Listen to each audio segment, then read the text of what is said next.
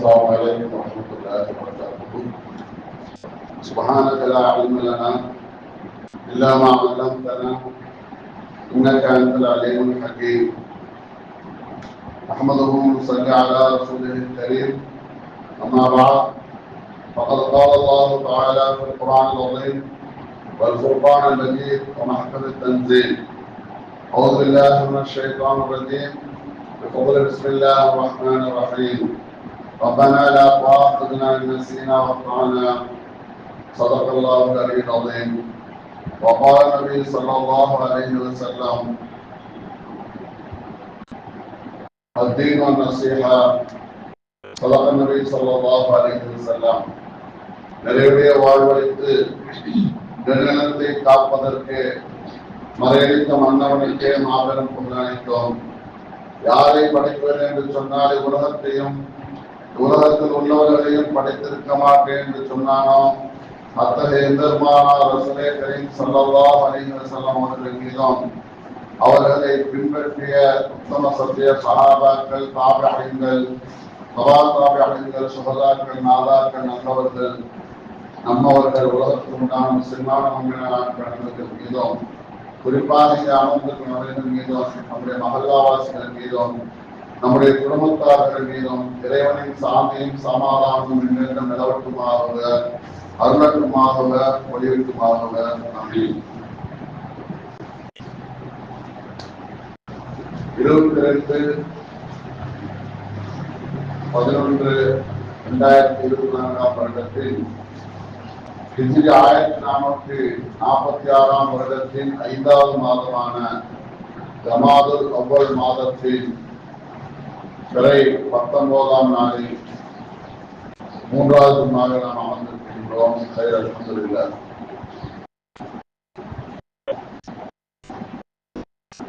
இன்று எப்படி அல்லாஹ்வுடைய பள்ளியிலே ஜும்மாவுடைய நாளையிலே மதிய வேளையிலே நாம் எல்லாம் ஒன்று கொண்டு இருக்கின்றோமோ, இது போன்று நாமும் நம்முடைய குடும்பத்தார்களும் அகில உலக இஸ்லாமியர்களும் உயர்ந்த சொர்க்கமான ஜன்னத்துல் ஃபிர்தௌஸில் ஒன்று கூடும் பாக்கியத்தை அல்லாஹ் தஆலா நசீபாக்குவானாக. ஆமீன். அன்பார்ந்த அல்லாஹ்வினுடையார்களே, மனிதனிடம் உள்ள பலவீனங்களில் ஒன்று மறதி. பல விஷயங்களில் மறதி. அல்லாஹ் தஆலாவிடம் மன்னிப்பு உண்டு. யார் தொழுகையை முற்றிலுமாக மறந்த நிலையில் வேலையில் ஈடுபட்டாரோ ஞாபகம் வந்தவுடன் தொழ வேண்டும் என்று நபிகள் நாயகம் ஸல்லல்லாஹு அலைஹி வஸல்லம் கூறுவார்கள். ஏதாவது கடைக்கு போயிட்டோம், அல்லது திருமணம், அல்லது வீட்டு வேலை, அல்லது ஞாபகம் மறதியா, வேலை பழுவின் காரணமாக ஞாபகம் மறதியா, எந்நேரமும் அல்லாஹ்வை தொழுகாமல் இருக்கிறவங்களுக்கு இந்த விஷயம் அல்ல. 5 நேரமும் ஃபஜ்ர், லுஹர், அஸ்ர், மக்ரிப், இஷா தொழக்கூடிய, குறிப்பாக தஹஜ்ஜுத், லுஹா, இஷ்ராக், கவாபில், நபிலான வணக்கங்கள் தொழக்கூடிய மனிதருக்கு திடீரென்று வேலை பழுவின் காரணமாக கடையில் இருக்கும் போதோ, வியாபார விஷயமாகவோ, கடை திறப்பு விழாவோ, வீட்டு திறப்பு விழாவோ, அல்லது கல்யாணம் போன்ற விஷயங்களோ, அல்லது மௌத்தான விஷயங்களோ போன்ற சுகதுக்க காரியங்களின் அதிக ஈடுபாட்டுடன் இருக்கும் போது ஞாபகம் மறதி ஏற்பட்டு தொழுகாமல் இருந்தால் ஞாபகம் வந்தவுடன் தொழுக வேண்டும் என்று நபிகள் ஸல்லல்லாஹு அலைஹி வஸல்லம் சொல்லித் தருகிறார்கள். இந்த ஞாபக மறதிக்கு அல்லாஹ் தஆலா குற்றம் பிடிப்பதில்லை. இயல்பாக ஏற்படும் மறதிக்கு தண்டனை கிடையாது. இப்போ அல்லாஹ் நமக்கு மறக்கடிச்சிட்டான், அப்ப அந்த மறதிக்கு அல்லாஹ் தஆலா தண்டனை பிடிக்கிறது இல்லை. அதுதான் அல்லாஹ் குர்ஆன்ல சொல்றான்: ரப்பனா லா துஆஃபித்னா இன் நஸீனா வ அக்தானா. எங்களுடைய இறைவா, லா துஆஃபித்னா, எங்களை கண்டித்து விடாதே, பிடித்து விடாதே, இன் நஸீனா வ அக்தானா, நாங்கள் மறதியாக செய்த தவறுகளுக்கு எங்களை பிடித்து விடாதே இறைவா என்று அல்லாஹ் தஆலா கேட்கும்படி குர்ஆனில் சொல்லி காட்டுகின்றார். நாங்கள் மறந்து செய்த தவறுக்காக எங்களை பிடித்து விடாதே என்று சொல்லிவிட்டு ஏன் அல்லாஹ் துஆ கேட்க சொன்னான்னு சொன்னா, பனி இஸ்ராயேல்ல மறதியாக பாவம் செய்தாலும் அவர்களை அல்லாஹ் தஆலா தண்டிப்பான். அதே போல பாவம் அளவுக்கு கிடைக்க வேண்டிய உணவுகள் அவர்களுக்கு நிறுத்தப்படும். அதுதான் அவர்களுக்கு தண்டனை. அது மாதிரி எங்களை நிலையை ஆக்கிவிடாது என்பது அல்லாஹ் தஆலா கேட்க சொல்கிறார். இந்த உம்மத்தை மறதி, தவறு, நிர்பந்தம் மன்னிக்கப்படும். நபி ஸல்லல்லாஹு அலைஹி வஸல்லம் சமுதாயமான மக்களுக்கு மறதி ஏற்பட்டாலும் நிர்பந்தம் ஏற்பட்டாலும் அவர்களுக்கு மன்னிக்கப்படும். மறதி பல வகை. ஒன்று, அல்லாஹ் தஆலா ஏற்படுத்தும் மறதி இந்த உம்மத்திற்கு நன்மையாக இருக்கலாம். எப்படி? லைலத்துல் கத்ரை அல்லாஹ் தஆலா ரமலான் மாதத்தில் 3வது ஒற்றைப்படை நாட்களில் வரும் என்று சொல்லிவிட்டு அதை நபி ஸல்லல்லாஹு அலைஹி வஸல்லமுக்கு மறக்கடித்து விட்டார். அது மாதிரி லைலத்துல் கத்ரை நமக்கு ஞாபகப்படுத்தி இந்த உம்மத்துடைய நன்மைக்காக வேண்டி அதை மறக்கடிக்கலாம். இரண்டாவது, முன்பிருந்த சட்டத்தை விட இப்பொழுது சொல்லக்கூடிய சட்டம் சிறந்ததாக இருக்கும் என்பதற்காகவும் அல்லாஹ் தஆலா மறதியை கொடுக்கலாம். எப்படி? பனி இஸ்ராயேலில் இருக்கிறவங்க பாவம் செஞ்சா அவங்களுக்கு தண்டனை கொடுக்கப்படும். அந்த பாவத்தின் அளவுக்கு அவங்களுக்கு வானத்திலிருந்து அல்லாஹ் தஆலா உணவு கொடுத்தா அதை நிறுத்திடுவான். ஆனா முஹம்மது நபி ஸல்லல்லாஹு அலைஹி வஸல்லம் அந்த மூசா அலைஹிஸ்ஸலாத்து வஸலாமுடைய சட்டத்தை போன்று இல்லாமல் அதை மாற்றி, நீங்கள் தவறுதலாக மறதியாக செய்த தவறுக்கு என்னை கண்டித்து விடாதீர்கள் கேளுங்கள் என்று மூசா அலைஹிஸ்ஸலாத்து வஸலாம் அன்னவருடைய சமுதாயத்திற்கு சிரமமான சட்டத்தை சொல்லிக் கொடுத்த அல்லாஹ் முஹம்மது நபி ஸல்லல்லாஹு அலைஹி வஸல்லம் சமுதாயத்திற்கு இலகுவாக சிறந்த சட்டமாக ஆக்கி தந்தார். மூன்றாவது, தனது ஆற்றலை வெளிப்படுத்துவதற்காக வேண்டியும் அல்லாஹ் தஆலா சட்டத்தை மாற்றுவார்.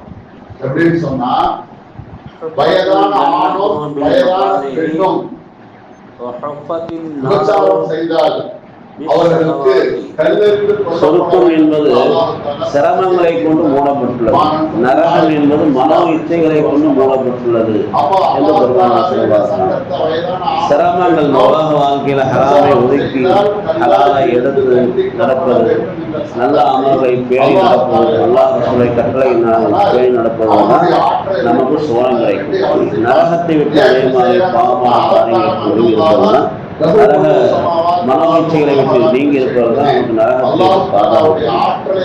அந்த மாதிரி சோழம் கிடைப்பதுதான் ஹயாத்துல் தய்யிபா.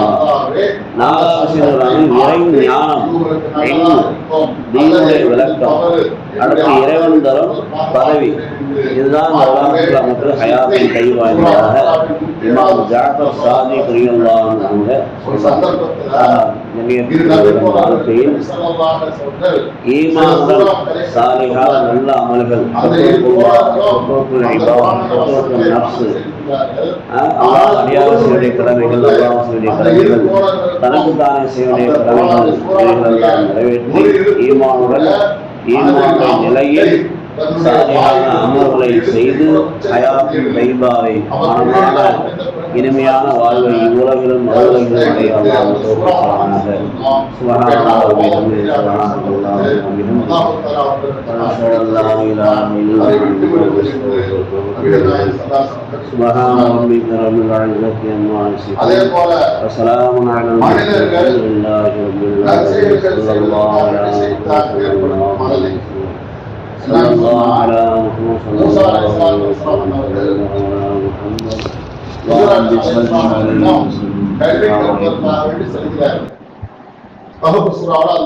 பதிவு செய்திருக்கின்றார். எப்படி?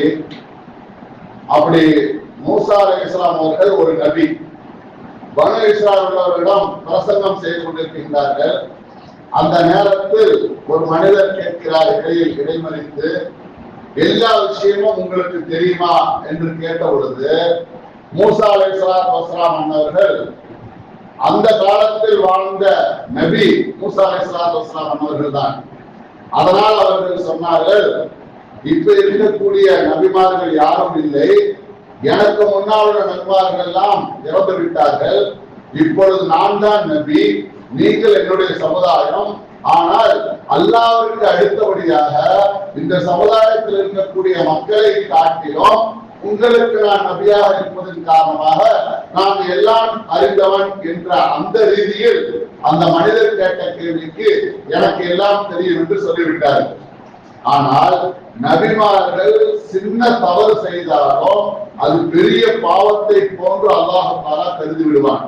அப்ப அல்லாஹ் சொன்னா, அந்த நேரத்துல ஒரு மனிதர் எல்லா விஷயமும் உங்களுக்கு தெரியுமா என்று கேள்வி கேட்ட பொழுது மூசா அலைஹிஸ்ஸலாத்து வஸ்ஸலாம் அவர்கள் இப்படி சொல்லி இருக்க வேண்டும், இல்லை இல்லை, அல்லாஹ்விற்கு தான் எல்லாம் தெரியும், அல்லாஹ் எனக்கு என்ன கற்றுத் தருகிறானோ அதுதான் எனக்கு தெரியும் என்று அவர்கள் சொல்லாமல் விட்டதை குற்றமாக அல்லாஹ் தஆலா கருதி, மூசாவே இல்லை இல்லை, உம்மை விட சிறந்த மனிதர் ஒருவர் இருக்கிறார், அவருடைய பெயர் அவர் இருக்கக்கூடிய இடம் 2 கடல்கள் சங்கமிக்கக்கூடிய இடத்தில் இருப்பார், அவரை சென்று பார்த்து அவரிடம் கல்வியை கற்றுக்கொள்ளுங்கள் என்று அல்லாஹ் தஆலா தௌராத் என்ற வேதத்தை கொடுக்கப்பட்ட ரசூலாக இருந்த பனி இஸ்ராயேலுக்கு நபியாக இருந்த மூசா அலைஹிஸ்ஸலாத்து வஸ்ஸலாம் அவர்களை இறைநேசராக இருந்த ஹவர் என்ற மனிதரிடம் கல்வி கற்க அல்லாஹ் தஆலா சொன்னார். அவர் இருக்கக்கூடிய இடம் 2 கடல்கள் சங்கமிக்கக்கூடிய நடுவிலே இருப்பார் என்று அல்லாஹ் தஆலா சொன்னார். சொல்லிவிட்டு நீங்கள் கடலில் பயணம் செய்யுங்கள், அப்படி பயணம் செய்யக்கூடிய நேரத்துல உங்களுக்காக வைத்திருக்கக்கூடிய உணவிலிருந்து ஒரு மீன் அது கடலில் குதிக்கும், அந்த குதிக்கிற இடம்தான் மூசா ஹிதர் நபியை சந்திக்கக்கூடிய ஒரு சுரங்கமாக இருக்கும் என்று அல்லாஹ் தஆலா சொன்னான். அதே போன்று மூசா அலைஹிஸ்ஸலாத்து வஸ்ஸலாம் அவர்களும் அவரோடு பணியாளராக இருந்த ஒருவரும் கூட வருகிறார்கள். அப்படி வரக்கூடிய நேரத்துல மூசா அலைஹிஸ்ஸலாத்து வஸ்ஸலாம் அவர்கள் அந்த படகில் அயர்ந்து தூங்கி விடுகிறார்கள், காலை உணவு சாப்பிட்ட பிறகு. அப்ப திடீர்னு உயிர் செத்த மீன் உயிராக இல்லை, செத்த மீனை சுத்தம் பண்ணி அதை மீன் சில்லியாக ஆக்கி அதை சாப்பிடக்கூடிய பருவத்தில் இருக்க அந்த மீன், பொரிச்ச மீன், அந்த 2 கடல் சங்கமிக்கக்கூடிய இடம் வந்தவுடன் பொரிச்ச மீன் உடனே உயிர் அல்லாஹ்வுடைய ஆணை கிணங்க உயிர் பெற்று அந்த 2 கடல் சங்கமிக்கக்கூடிய இடத்தில் செல்கிறது. இதை செல்வதை மூசா அலைஹிஸ்ஸலாத்து வஸ்ஸலாமுடைய பணியாளர் பார்க்கிறார். அப்படி அவர் பார்த்துட்டு அப்படியே மூசா நபியிடம் தூங்குறதுனால சொல்லாம அப்படியே பிரயாணத்தை தொடர்றாங்க. அப்ப திடீர்னு மூசா அலைஹிஸ்ஸலாம் கேட்கிறாங்க, எனக்கு தூங்கி எழுச்சிடம் பசிக்குது, எங்கப்பா உணவுன்னு சொன்னாங்க.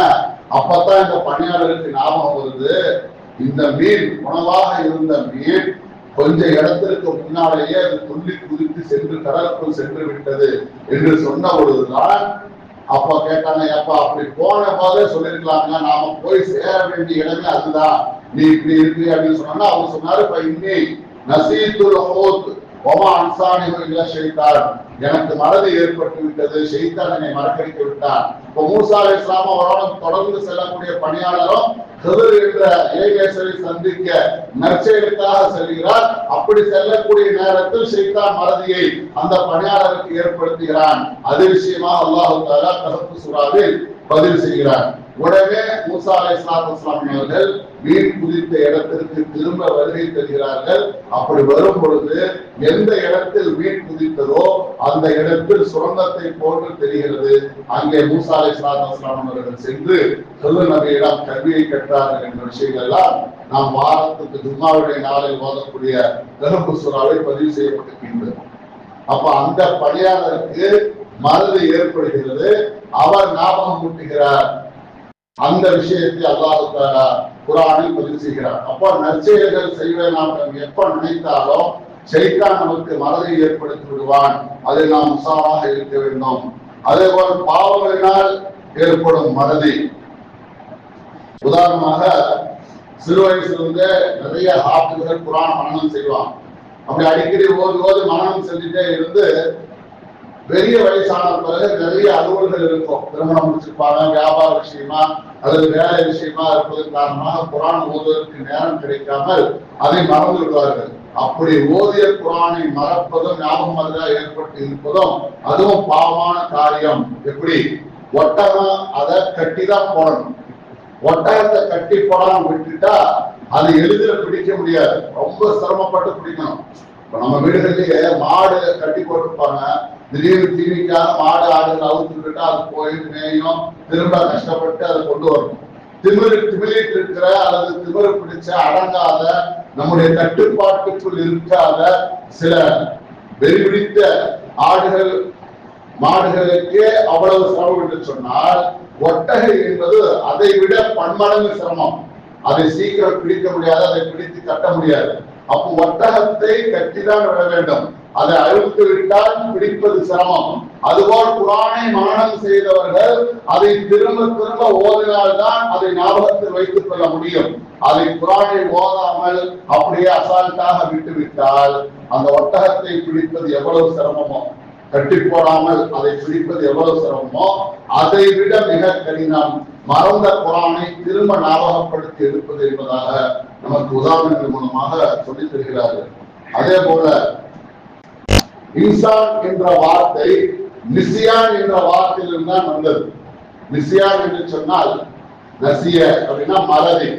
அந்த மறதி என்ற வார்த்தையிலிருந்து தான் இன்சான் மனிதன் என்ற பெயரே வந்திருக்கின்றது.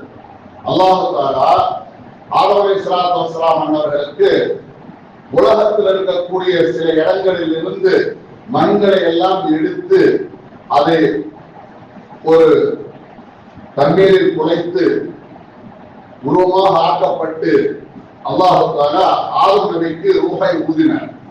அப்படி ரூஹை ஊதக்கூடிய நேரத்தில் அந்த ரூஹு பெருவரலிலிருந்து அப்படியே வந்து மூக்கிற்கு பக்கமாக வரும் பொழுது அவர்களுக்கு தும்பல் வந்து விடுகிறது.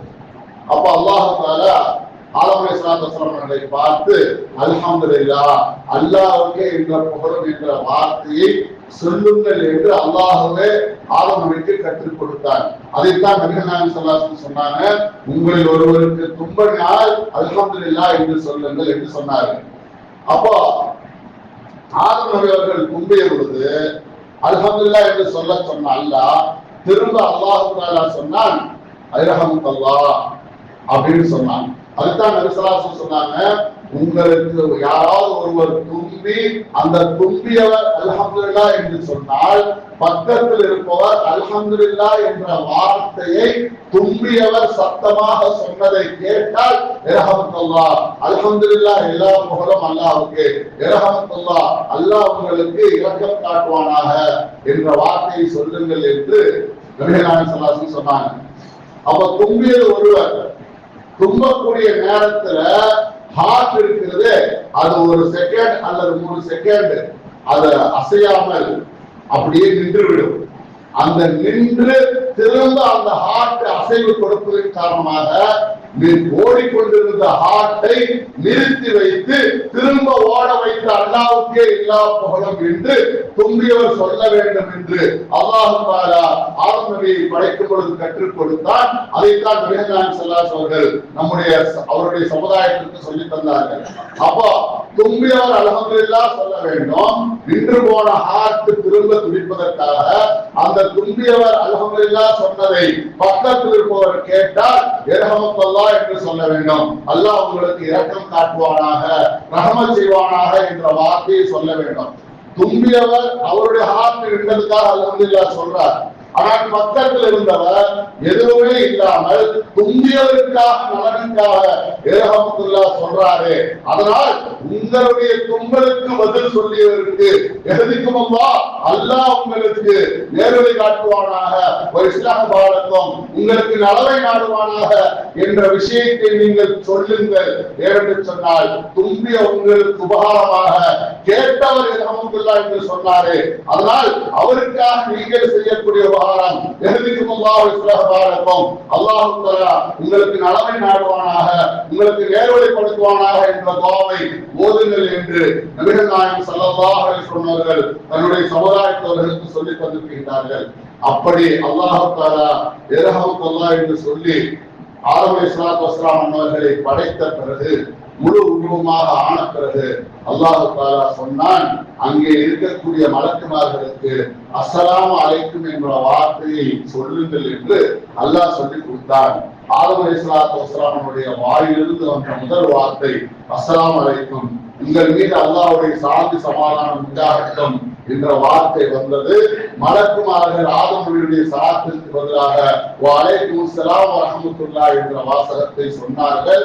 அப்போது அல்லாஹ் ஆதம் நபிக்கு சொன்னான், உங்களுடைய சமுதாய மக்களில் ஒருவர் ஒருவரை சந்தித்தால் ஒரு பேச்சை துவங்குவதற்கு முன்பு சலாம் சொல்ல வேண்டும் என்ற வாழ்த்தை ஞாபகம் வைத்துக் கொள்ளுங்கள் என்று அல்லாஹ் தஆலா சொன்னான். அந்த நேரத்துல அல்லாஹ் தஆலா வலது கை இடது கை இரண்டையும் ஆதம் நபிக்கு முன்பதாக நீட்டினான். ஆதம் நபியை படைத்த பிறகு இந்த அல்ஹம்துலில்லாஹ் ரஹ்மத்துல்லாஹி அஸ்ஸலாமு அலைக்கும் எல்லாம் நடந்ததற்கு பிறகு அல்லாஹ் தஆலா இரண்டு கையை நீட்டினான். அல்லாஹ்வுடைய இரண்டு கையும் பரக்கத்தானதுதான். இருந்தாலும் ஆதம் அலைஹிஸ்ஸலாத்து வஸ்ஸலாம் அவர்கள் அல்லாஹ்வுடைய வலது கையை பிடிக்கிறார்கள். அந்த வலது கையை அல்லாஹ் திறந்த போது ஆதம் அலைஹிஸ்ஸலாத்து வஸ்ஸலாம் அவர்கள் படைக்கப்பட்டதிலிருந்து கியாமத் நாள் வரைக்கும் யாரெல்லாம் பிறக்கிறார்களோ அவர்கள் அத்துணை நபர்களும் அல்லாஹ்வுடைய வலது கையில் இருந்தார்கள். அதை நான் பார்த்தேன் என்று ஆதம் அலைஹிஸ்ஸலாத்து வஸ்ஸலாம் அவர்கள் சொல்வார்கள். இவர்கள் தான் உங்களுடைய சந்ததிகள் என்று அல்லாஹ் ஆதம் நபிக்கு சொன்னார். வேறொரு ரிவாயத்துல அல்லாஹ் தஆலா ஆதம் அலைஹிஸ்ஸலாத்து வஸ்ஸலாம் அன்னவர்களுடைய முதுகில் தடவி அந்த முதுகந்தண்டிலிருந்து ஆதம் நபியை படைத்ததிலிருந்து கியாமத் நாள் வரைக்கும் வரக்கூடிய மனிதர்களை ஆதம் நபியுடைய முதுகந்தண்டிலிருந்து அனைத்து சந்ததிகளையும் வெளியாக்கி இவர்கள்தான் உங்களுடைய சந்ததி என்று சொன்னான் என்றும் வேறொரு கருத்தும் ஹதீஸில் பதிவு செய்யப்படுகின்றது. அப்படி ஆதம் அலைஹிஸ்ஸலாத்து வஸ்ஸலாம் அன்னருடைய சந்ததியை காட்டிய பொழுது அந்த நேரத்தில் ஒரே ஒருவரிடத்திலிருந்து அதிக பிரகாசம் ஏற்பட்டது, ஒளி ஏற்பட்டது. அப்பொழுது ஆதம் அலைஹிஸ்ஸலாத்து வஸ்ஸலாம் அவர்கள் கேட்டார்கள், யார் இவர் என்று கேட்ட பொழுது இவருடைய பெயர் தாவூத் அலைஹிஸ்ஸலாம் என்று சொல்லப்பட்டது. இவருடைய ஆயுள் காலம் எவ்வளவு என்று ஆதம் நபி கேட்டார்கள். இவருக்கு 40 வயதுதான் என்று சொல்லப்பட்டது.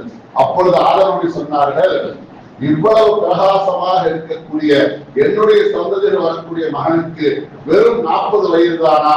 என்னுடைய வயதிலிருந்து 60 அவருக்கு கொடுத்து 100 எண்ணிக்கையாக ஆக்கிக் கொள்ளுங்கள் என்று ஆதம் அலைஹிஸ்ஸலாத்து வஸ்ஸலாம் அவர்கள் வாக்கு கொடுத்தார்கள். அப்படி வாக்கு கொடுத்து விட்டு ஆதம் நபி அவர்களுக்கு 940 ஆண்டு வாழக்கூடிய வாக்கியத்தை அல்லாஹ் கொடுத்தான்.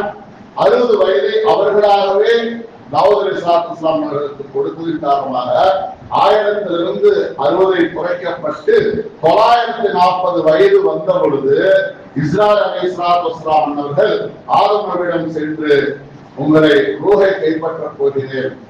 பொதுவாக மலக்குமார்கள் உயிரை கைப்பற்றுவதற்கு முன்பதாக நபிமார்களிடம் முன் அனுமதி பெறுவார்கள். அப்படி முன் அனுமதி பெறக்கூடிய நேரத்தில் அதாவது ஆதம் அலைஹிஸ்ஸலாத்து வஸ்ஸலாம் கேட்டபோது என்னுடைய வயது 940 அல்லவே 1000 ஆயிற்று, நீங்கள் தவறுதலாக இப்பவே வந்து விட்டீர்கள் என்று ஆதம் நபி அவர்கள் தான் 60 வயதை தாவூத் நபிக்கு கொடுத்ததை மறந்ததை அவர்களுக்கு ஞாபகம் இல்லாமல் மறுத்து விடுகிறார்கள். அப்பொழுதுதான் அவர்களுக்கு ஞாபகப்படுத்தப்பட்டது, உங்களுடைய 60 வயதை தாவூத் நபிக்கு கொடுத்து விட்டீர்கள் என்று. அப்போ முதல் மனிதரான ஆதம் நபிக்கு மறதி ஏற்பட்டது அவர்கள் கொடுத்த வாக்குறுதியை. அதனால் அவருடைய சந்ததிகளான நமக்கும் மறதி ஏற்படுகிறது. அப்போ நசிய என்று சொன்னால் மறந்தான் என்று அர்த்தம். நசியான் மறதி என்ற வார்த்தையிலிருந்துதான் இன்சான் மனிதன் மறக்கடிக்கப்படுகிறான் என்ற பெயர் சொல்லாக வந்தது என்று தஃசீரில் இப்னு கத்தீர் என்ற தஃசீரில் அந்த இமாம் அவர்கள் அழகாக பதிவு செய்கிறார்கள். அதே போல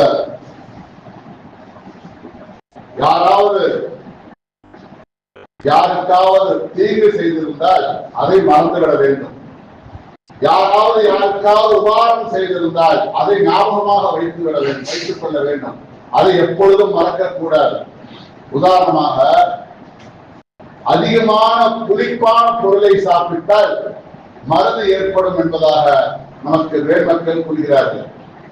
அதே போல எலி எதையாவது பொருளை கடித்து அந்த பொருளை நாம் சாப்பிட்டால் அதன் மூலமாகவும் நமக்கு மறதி ஏற்படும் என்று நபிகள் நாயகம் ஸல்லல்லாஹு அலைஹி வஸல்லம் சொல்றாங்க. அதிகமான புளிப்பான பொருளை ஒரு மனிதன் சாப்பிட்டால் அவருக்கு மறதி ஏற்படும். இது ஒன்று. இரண்டாவது, நாம் வைத்திருந்த பொருளிலே மூடி வைக்காமல் பாதுகாப்பாக வைக்காமல் திறந்த வண்ணமாக இருந்து நாம் சாப்பிடக்கூடிய அல்லது குடிக்கக்கூடிய பொருளில் எலி வாய் வைத்து அதை நாம் தெரியாதனமாக சாப்பிட்டு விட்டால் அதனாலும் மறதி ஏற்படும். அதே போல ஆணிற்கோ பெண்ணிற்கோ தலையில் பேன் வந்து அந்த பேனை முட்டாமல் ஐயோ பாவம் என்று பார்த்து அதை உயிரோடு விட்டுவிட்டால் அதனாலும் மறதி ஏற்படும் என்று நபிகள் நாயகம் ஸல்லல்லாஹு அலைஹி வஸல்லம் நமக்கு சொல்லித் தருவார்கள். அதே சொல்லுவாங்க, நம்முடைய வீடுகளில் சிலந்தி கூடு கட்டினால் அந்த கூட்டை நீங்கள் கலைத்து விடுங்கள். ஒட்டடை மூலமாக சிலந்தி கூடு கட்டும். அப்போ அந்த பூச்சி வாழட்டுமே அப்படின்னு சொல்லி விடக்கூடாது. நம்ம என்ன சொர்க்கத்திலேயே வாழ்றோம் அல்லது மலைகளிலேயே வாழ்றோம் பாவம் பார்த்து விடுறதுக்கு? நம்முடைய வீடுகளில், நம்முடைய பள்ளிகளில், நம்முடைய ஆபீஸ்களில், நாம் வாழக்கூடிய இடங்களில் சிலந்தி பூச்சியை கட்டினால், ஒட்டடை இருந்தால் அதை சேர விடாமல் அதை கலைத்து அதை குறைத்து சுத்தமாக வீட்டையோ நாம் இருக்கக்கூடிய இடத்தையோ வைத்துக் கொள்ளுங்கள். அப்படி வைக்காவிட்டால் மறதியை விட வறுமையும் சேர்ந்து நமக்கு வந்துவிடும் என்று அழிவதாக நமக்கு கூறுவார்கள். அதே போல கணவன் மனைவியாக இருக்கக்கூடியவர்கள் தன்னுடைய ஆணின் உறுப்பை பெண்ணோ பெண்ணின் உறுப்பை ஆணோ பார்க்காமல் உறவு கொள்வது நல்லது என்று அதனாலும் மறதி ஏற்படும் என்றெல்லாம் நமக்கு சொல்லித் தருகிறார்கள். திக்ரு செய்தால், குர்ஆனை ஓதினால் நமக்கு அதிகமான ஞாபக சக்தி ஏற்படும் என்றெல்லாம் நமக்கு மார்க்கத்தில் சொல்லித் தரப்படுகின்றது. அதே போல யாராவது நமக்கு உபகாரம் செய்தால் அது எப்பொழுதும் மறக்கக்கூடாது. அல்லது யாராவது நமக்கு தீங்கு செய்தால் அதை உடனே மறந்துவிட வேண்டும். இப்போ உறவினர்களோடு நாம் சேர்ந்து வாழ்கிறோம் என்று நாம் சொல்லிக் கொள்கிறோம். அப்படி உறவினரோடு சேர்ந்து வாழ்கிறோம் என்று சொல்லிக் கொண்டு நாம் பிரிந்துதான் இருக்கிறோம். எப்படி? ஏதாவது பக்கத்து சொந்தமோ தூரத்து சொந்தமோ, பெண் எடுத்ததோ பெண் கொடுத்ததோ அல்லது உடன் பிறந்தவர்களோ, அக்கா தம்பி அண்ணன் தம்பி மாமா மச்சா என்ற நெருங்கிய உறவினர்களோ தூரத்து உறவினர்களோ ஏதாவது வகையில் கேலியாக தமாசாக விளையாட்டாக பேசியது அது சீரியஸாக ஆகிவிடும். அப்ப அப்படியே பிரச்சனையாகி அது வெடிச்சிடும். உன்னுடைய பங்கனுக்கு நான் வரமாட்டேன், உன்னுடைய சுதந்திரத்துக்கு நான் வரமாட்டேன், நீ வரமாட்டேன்னு சொல்லி சொத்து தகராறோ சாதாரண தமாசோ எதுவாக இருந்தாலும் பிரிந்து விடுகிறார்கள். நபிகள் நாயகம் ஸல்லல்லாஹு அலைஹி வஸல்லம் சொன்னாங்க, உங்களில் ஒருவர் 3 நாளைக்கு மேல் பேசாமல் இருக்காதீர்கள், அவரிடம் பேசிவிடுங்கள் என்று நபி ஸல்லல்லாஹு அலைஹி வஸல்லம் சொல்றாங்க. அப்போ உறவினர்களோடு சேர்ந்து வாழ்கிறோம் என்று சொல்லி நாம் அவர்களுக்கு ஏதாவது மனதை நோகும்படியோ பணம் வாங்கி தராமலோ அல்லது அவமானப்படுத்தியோ அல்லது கேலியோ ஏதோ கொடுக்கல் வாங்கலையோ ஏதாவது பிரச்சனை ஏற்பட்டு விட்டால் அவர்கள் நம்மிடம் மனம் வெறுத்து ஒதுக்கி விலகி இருக்கக்கூடிய நேரத்தில் அவன் வந்தாத்தான் நான் அவனோட சேருவேன். அவனே பெரியவனாட்ட பிரிஞ்சிருக்கிறான், அவன்கிட்ட போய் நான்லாம் போய் சேரணுமா, பேசணுமா, ஒன்று சேரணுமா? அவன் வந்தா நான் பேசுறேன், வரலையா இல்ல. அவன் எனக்கு உபகாரம் செஞ்சா உபகாரம் செய்யறான், அவன் எனக்கு உபத்திரையும் செஞ்சா உபத்திரையும் செய்யறான். அப்படிங்கிறதுக்கு பேரு உறவோடு சேர்ந்து வாழ்வது அல்ல. மார்க்கம் என்ன சொல்கிறது என்று சொன்னால், யார் உங்களை வெட்டி வாழ்கிறார்களோ தவறு 100% அவர்கள் மீதே இருக்கட்டும். அப்படி இருந்தும் நாம் அல்லாஹ்வுக்காக, ரசூலுக்காக, மார்க்கத்திற்காக, உறவை வளர்ப்பதற்காக நாம் மீண்டும் மீண்டும் அவரிடம் சென்றால் அவர் நம்மை துரத்தி அவமானப்படுத்தினாலும் சரியே நீங்கள் சலாம் சொல்லிக் கொண்டே இருங்கள், அவரோடு ஒற்றுமையாக இருப்பதற்கு முயன்று கொண்டே இருங்கள். இதுதான் அவர்கள் உங்களுக்கு உபத்திரியம் செய்தாலுமே நீங்கள் ஒட்டி வாழுங்கள். அதுதான் உறவோடு சேர்வது. அவர் நல்லது செய்தால் நான் நல்லது செய்வேன், அவர் தீது செய்தால் நான் தீது செய்வேன் பேரு உறவோடு ஒட்டி வாழ்வது அல்ல என்று நபிகள் நாயகம் ஸல்லல்லாஹு அலைஹி வஸல்லம் நமக்கு கற்றுத் தருகிறார்கள். அந்த அடிப்படையில அபூபக்கர் சித்திக் ரலியல்லாஹு அன்ஹு அவர்களால் தான் பிலால் ரலியல்லாஹு அன்ஹு அவர்கள் அடிமைத்தனத்திலிருந்து உரிமை பெற்றார்கள். அந்த உரிமை பெற்ற உபகாரத்தை அபூபக்கர் சித்திக் ரலியல்லாஹு அன்ஹு அவர்கள் இறந்த போதும் பிலால் ரலியல்லாஹு அன்ஹு அவர்கள் இறக்கும் வரைக்கும் அந்த உபகாரத்தை ஞாபகம் வைத்துக் கொண்டே இருந்தார்கள். அதற்காக அபூபக்கர் சித்திக் ரலியல்லாஹு அன்ஹு அவர்கள் பார்க்கும் போதும் பேசும் போதும் நான் தான் அடிமையாக இருந்தவரை உரிமை விட்டேன் சொல்லி காட்டவே இல்லை. வரலாற்றில் அப்பொழுது சம்பவம் இல்லை, அதுபோல அபூபக்கர் சித்திக் ரலியல்லாஹு இல்லை. ஆனாலும் அபூபக்கர் ரலியல்லாஹு அன்ஹு மூலமாகத்தான் நான் உமையா என்பவர்களிடமிருந்து அடிமைத்தனத்திலிருந்து உரிமை பெற்றேன் என்ற விஷயத்தை பிலால் ரலியல்லாஹு அவர்கள் இறந்து போகும் வரைக்கும் அந்த உபகாரத்தை நினைத்துக் கொண்டே வாழ்ந்தார்கள். அதுபோல் நமக்கு யாராவது உபகாரம் செய்தால் அதை மறக்காமல் இருக்க வேண்டும். யாராவது நமக்கு தீங்கு செய்து விட்டால் அந்த தீங்கை உடனே மறந்து விட வேண்டும். இவன் அப்படி செஞ்சுட்டாங்கல்ல, நான் சாகர வரைக்கும் மறக்க மாட்டேன், வாழ்நாள் முழுக்க மறக்கிற மாதிரியான அந்த காரியத்தை அவன் செய்தான், நான் மறக்கவே மாட்டேன், மன்னிக்கவே மாட்டேன் என்று இருக்கக்கூடாது. அபூபக்கர் சித்திக் ரலியல்லாஹு அன்ஹு அவருடைய தூரத்து சொந்தமான மிஸ்தாஹ் என்று சொல்லக்கூடிய ஒரு சஹாபி அவர்களுக்கு அபூபக்கர் சித்திக் ரலியல்லாஹு அவர்கள் வறுமையாக இருப்பதன் காரணமாக, ஏழையாக இருப்பதன் காரணமாக மாதம் ஒரு ஹதியாவை மிஸ்தாஹ் என்பவருக்கு கொடுத்து வந்தார். தன்னுடைய மகள் ஆயிஷா ரலியல்லாஹு அன்ஹா அவர்களும் நபிகள் நாயகம் ஸல்லல்லாஹு அலைஹி வஸல்லம் ஒரு போருக்கு சென்று திரும்பி வரக்கூடிய நேரத்தில் ஆயிஷா அம்மாவுடைய முத்துமாலை குறைந்து அதை தேடி வரும் பொழுது அந்த ஒட்டகப்பட்டையில் இருப்பார்கள். ஏன்னா ஆயிஷா அம்மா ஒல்லியா இருப்பாங்க, வெயிட்டா இருக்க மாட்டாங்க. ஒட்டகப்பட்டை வெயிட்டாக இருக்கும், ராணிகளை கொண்டு வருவதை போல்.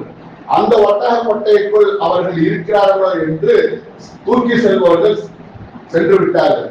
ஆயிஷா அம்மா சுயதேவைக்காக சென்றவர்கள் முத்துமாலையை தொலைத்து விட அதை திரும்ப சென்று எடுத்து வந்து பார்க்கும் பொழுது போர்க்களத்தில் இருக்கக்கூடிய அனைவர்களும் இல்லாமல் இருக்கிறார்கள், ஒட்டகப்பட்டையும் காணவில்லை. அந்த நேரத்தில் சென்றவர்கள் பார்த்து நம்மை தேடி வருவார்கள், நாம் வேறு இடத்திற்கு செல்லக்கூடாது என்று ஆயிஷா அம்மா அவர்கள் யுத்தம் நடைபெற்ற அந்த இடத்திலேயே கூனி குறுகி படுத்திருக்கிறார்கள். அப்பொழுது ஒரு சஹாபி அவர்கள் வருகிறார்கள். வந்து பார்த்து இந்த வார்த்தையை பேசாமல் அவர்களை ஒட்டகை குதிரையை ஏற்றி மதீனாவிற்கு அழைத்து வருகிறார்கள். இந்த விஷயத்தில் முனாஃபிக்குகள், யூதர்கள் மற்றவர்கள் எல்லாம் இந்த அழைத்து சென்ற சஹாபி அவர்களுக்கும் ஆயிஷா அம்மா அவர்களுக்கும் விட்டு கட்டி பேசுகிறார்கள். அப்ப நபி ஸல்லல்லாஹு அலைஹி வஸல்லம் பொறுமையாக இருக்கிறார்கள். இந்த விஷயத்தில் அபூபக்கர் சித்திக் ரலியல்லாஹு அன்ஹுவுக்கும் ஆயிஷா அம்மாவுக்கும் பிடிக்காதவங்க நபி ஸல்லல்லாஹு அலைஹி வஸல்லம் மீது வன்மத்தை காட்டுவதற்காக வேண்டி யூதர்கள், முனாஃபிக்குகள், முஷ்ரிக்குகள் எல்லாம் பேசுகிறார்கள் என்பது பெரிய விஷயம் அல்ல. தெரியாமல் பேசுகிறார்கள், தவறுதான். ஆனால் நபி ஸல்லல்லாஹு அலைஹி வஸல்லம் அவர்கள் அல்லாஹ்வுடைய உத்தரவு வரும் என்று பொறுமை காக்கிறார்கள். ஆனால் மற்றவர்கள் தான் வஞ்சத்தின் காரணமாக பேசுகிறார்கள். ஆனால் அபூபக்கர் சித்திக் ரலியல்லாஹு அன்ஹு மூலமாக உதவி தரக்கூடிய மிஸ்தாஹ் என்று சொல்லக்கூடிய சஹாபி அவர்களும் ஆயிஷா அம்மாவையும் அந்த சஹாபி விஷயத்திலும் இட்டுக்கட்டி பேசியதை அபூபக்கர் சித்திக் ரலியல்லாஹு அன்ஹு அவர்களுக்கு பிடிக்கவில்லை. என் மூலமாக உபகாரம் பெற்றுக் கொண்டு என்னுடைய மகளை இவர் மிஸ்தாஹ் குறை கூறுகிறாரே, அதனால் மாதம் கொடுக்கக்கூடிய அந்த உதவி தொகையை இனிமேல் நான் ஒருபோதும் கொடுக்க மாட்டேன் என்று அபூபக்கர் சித்திக் ரலியல்லாஹு அவர்கள் கோபத்தின் காரணமாக அல்லாஹ் மீது சத்தியமாக என்று சத்தியம் செய்து சொல்கிறார்கள். இப்படி சொன்ன விஷயம் அல்லாஹ்வுக்கே பிடிக்கவில்லை. ஏன்னா நாம எவ்வளவோ பாவம் செய்யறோம், மறந்தோ மறதி இல்லாமலோ தெரிந்தோ தெரியாமலோ சிறிபாவமோ பெரும்பாவமோ செய்து கொண்டே இருக்கிறோம். அதை அல்லாஹ் தஆலா நோட்டீஸ் போர்டில் போட்டு இன்ன ஊரில் இன்ன மனிதன் இவருடைய மகள் இப்படி தவறு செய்கிறார், பாவம் செய்கிறார் என்று அல்லாஹ் தஆலா வெளிப்படையாக பப்ளிக் படுத்துவதே இல்லை. அப்படி படித்தினால் நாம் யாரும் தாழ மாட்டோம். அப்படி இருக்க நீங்கள் உங்களுடைய மகள் விஷயத்தில் செய்து வந்த உபகாரத்தை நிறுத்துகிறேன், அவரை மன்னிக்க மாட்டேன் என்று சொல்கிறீர்களே, இது உங்களுடைய தன்மைக்கு அழகல்ல, உங்களை மாதிரி உயர்ந்தவர்களுக்கு நல்லதல்ல. நான் பாவத்தை மன்னிக்கிறேன். அதுபோன்று அந்த தன்மையில் ஒன்றான நீங்களும் உங்களுடைய மகள் விஷயத்தில் அவர் நல்ல முறையில் நடந்து கொள்ளாதன் காரணமாக அவரை மன்னித்து விடுங்கள். அல்லாஹ் உங்களை மன்னிப்பதை நீங்கள் பிரியப்படவில்லையா? அல்லாஹ் ஆகிறவன் கஃபூருர் ரஹீம், கிருபை செய்யக்கூடிய மன்னிக்கக்கூடியவனாக இருக்கிறான் என்ற வசனத்தை இறக்கி அபூபக்கர் ரலியல்லாஹு அவர்கள் மிஸ்தாஹுக்கு கொடுத்த உபகாரத்தை நிறுத்த வேண்டாம், என்னின் மீது நீங்கள் சத்தியம் செய்தாலும் சரி அதற்கு கஃபாரா கொடுத்து மிஸ்தாஹுக்கு மாதம் கொடுத்த உதவி தொகையை கொடுத்து வாருங்கள் என்று தீங்கு செய்த போதும் நீங்கள் அவருக்கு உபகாரம் செய்யுங்கள் என்று அல்லாஹ் தஆலா அபூபக்கர் சித்திக் ரலியல்லாஹு அவர்களுக்கு சொல்வதன் மூலமாக இந்த இஸ்லாமிய சமூகத்திற்கும் அல்லாஹ் தஆலா சொல்லித் தருகின்றான். உபகாரம் செய்தவர்களை எண்ணி பார்க்க வேண்டும், தீங்கு செய்தவர்களை மன்னிக்க வேண்டும். அப்படி அந்த விஷயத்தில் நாம் தீங்கு செய்தவர்களை மறந்து மன்னிக்க வேண்டும். அந்த பாக்கியத்தை அல்லாஹ் தஆலா நம் அனைவருக்கும் தொந்தரவு விடுவானாக. வாஹதனா அல்ஹம்துலில்லாஹ்.